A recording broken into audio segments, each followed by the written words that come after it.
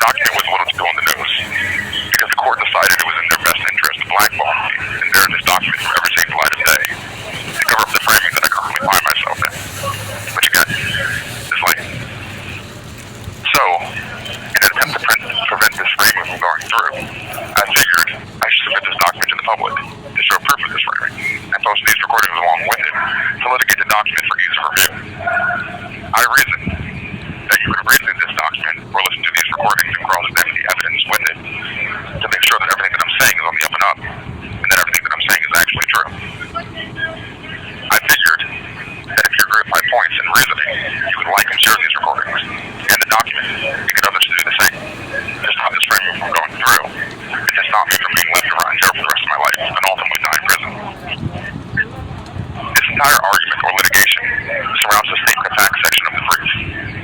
Just a note, if you need help navigating this document, you can always refer back to the index in the beginning of the dossier for page numbers to get to whatever section you need to get to. The statement of facts section regards the argument against the arrest or affidavit of probable cause of the arrest warrant and section or clauses. As an example, Section 1's opening or citation clause regards paragraph 6 of the affidavit of probable cause. The footnote at the bottom of the page marks appendix section 1 to hold all material content or relevant evidence to support the section's argument. So, if you want to just jump right into fact checking, that's the place to go. When you go to the actual appendix, it shows the list of evidence that directly supports the clauses of its designated section. As an example, the first piece of evidence listed in appendix section 1 is of the affidavit of probable cause, specifically paragraph 6. Showing this piece of evidence to support section 1 citation clause, revealing the citation to stem directly from the same document, being the arrest warrant. To begin the litigation, we start at section 1 of the statement of facts section. Again, it regards paragraph 6 of the affidavit of probable cause, broadcasting, quote, the witness stated that in late October, the victim showed up at the witness's home at 4 a.m. and confided in him that something happened between the victim and Grier. The witness stated he told the victim to stay away from Grier. This can be reviewed with the corresponding evidence cited to fact check. The interview record of TJ shows what the statement said, stating, question, who's David? Answer, David Grier. Grier had a sexual relationship with him, but they both had alternative lifestyles who presented different sexual behaviors. Sometime in October this year, Grier came to my house around 4 a.m. in the morning saying she was with David and something weird happened. That David was trying to do a threesome. She said she wasn't with him and came to my house in an Uber car. Question, did she say where she was at with this occurred? Answer, no. She just said that she wasn't down for it. It was a weirdo moment with David. I told her not to talk to him anymore, but she became big friends with him. This interview record is important because it shows that the detective falsified an innocuous and irrelevant event to be seemingly questionable and concerning, purposely changed witness testimony from, quote, I told her not to talk to him anymore, but she continued being friends with him, to, quote, stay away from him, and changed sometime in October to late October. It has to be remembered that the victim was found dead on the 3rd of November, so saying late October is like saying 3 days ago something happened when I told her to stay away from him, and she was dead a few days later, showing the importance of the change of events. This was done to imply a great recent issue between the victim and me. However, the situation as shown was less than malignant, exaggerated, and did not negatively affect our relationship. Separate from this harmless incident, there were no other witnesses or statements ever establishing any questionable or harmful affairs between the two of us. This was exposed that there was never any sort of conflict between us, which respectively removes any internal motive or prior reason to suspect for me to do anything to the victim. So this shows that there was nothing prior to her death that would give reason to suspect or to support that I would do anything, as I did not. This moves us to section 2. Again, following the footnote, all material content or relevant evidence can be found in the marked appendix, being appendix section 2, the fact check.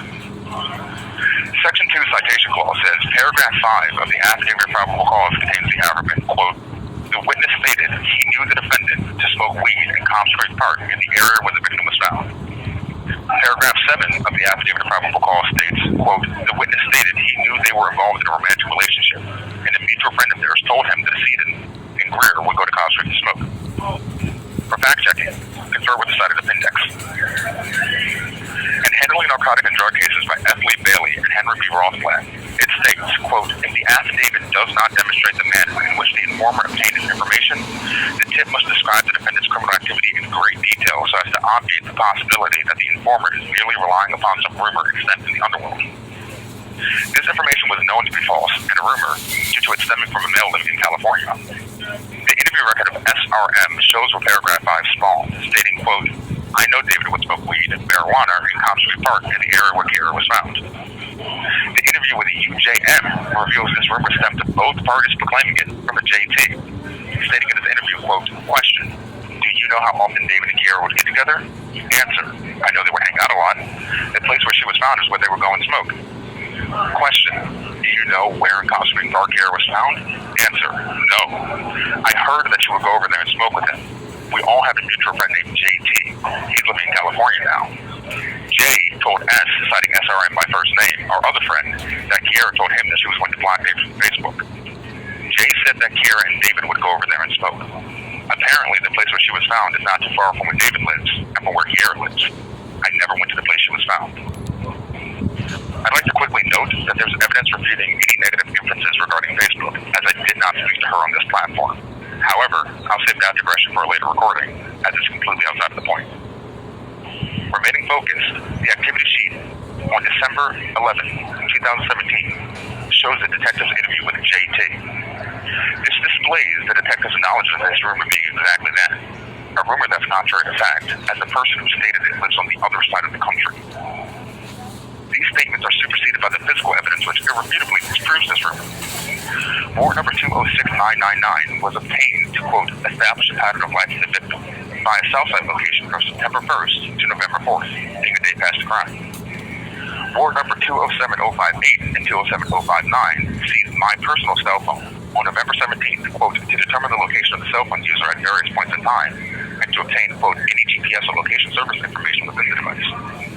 I know it's kind of wordy, but it's important, because neither me nor the victim was placed to be anywhere near that location prior to the night in question, making it completely atypical behavior.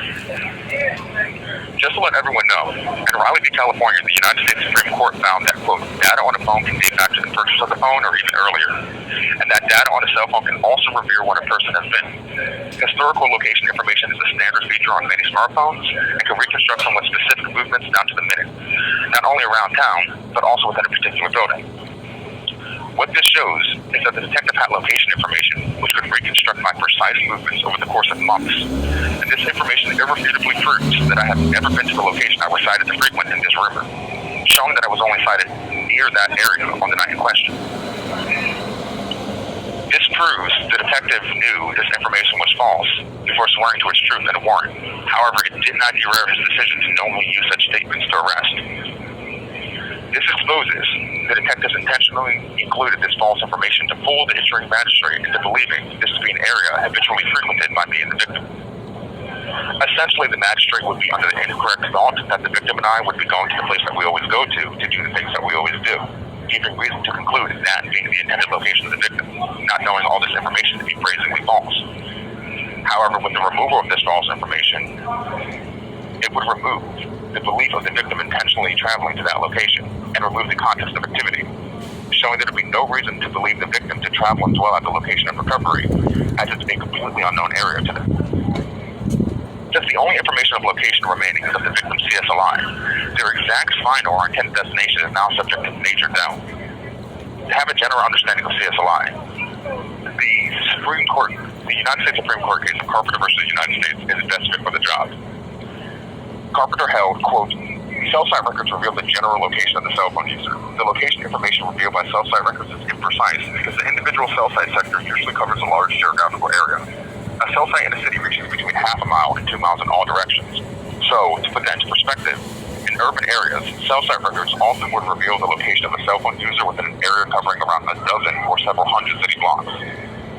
This effectively places the victim to be somewhere within this large vicinity of a dozen to several hundred city blocks, removing any certainty regarding their actual location, and respectively just places me to be around the area 13 and a half hours beforehand, with the victim being at an unknown location after a brief encounter, showing their location to be undefined and unknown, and casting extreme doubt to the proclaimed location of the crime.